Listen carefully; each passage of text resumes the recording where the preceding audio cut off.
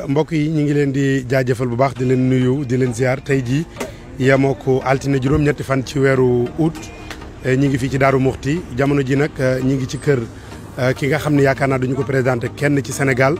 muy pape Mamadou Seck pape Mamadou Seck moom nag tey jii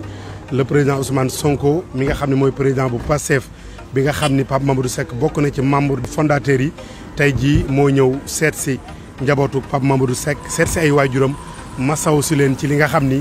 daan Sonko mi ngi noonu di war a dugg si fii ci kër pape Mamadou Seck xool si ay njabootam yëpp.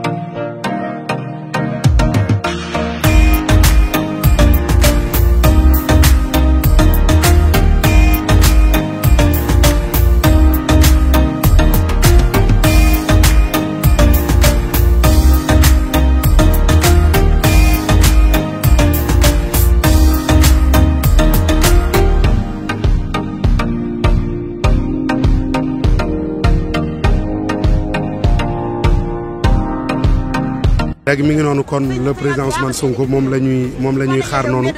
ngir mu war a wàcc si fii ci buntu kër pape Mamadou Seck seet si ko masawu si coono ñi nga xam ne ñooy ay waajuram ak njabootam kenn ku ne xam na ni nag pape Mamadou Seck jamono ji nekk na ci ay xat-xat yoo xam ni kenn ku ne xam na ni metti na lool kenn ku ci ne gis nañu la nga ñëw ci dëkk bi seet si ko masawu ko waaye tey nag président bu Pastef président Ousmane Sonko moo ñëw xool si ko maanaam masawu si leen coono ànd ak ñoom naqar bi wan leen ni pape Mamadou Seck jëm la joo xam ni xeex bu ñuy xeex ci réew mi yëpp ñu nag moom ñoo ko ànd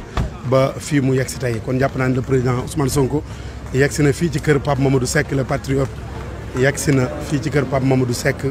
fas yéene fee fekk ay waajuram fas yéene fee fekk itam ñenn ci ay jegeñaaleem masawu leen ànd ak ñoom naqar bi donte mi ngi koy def boobaak léegi waaye tey nag indi na jëmmam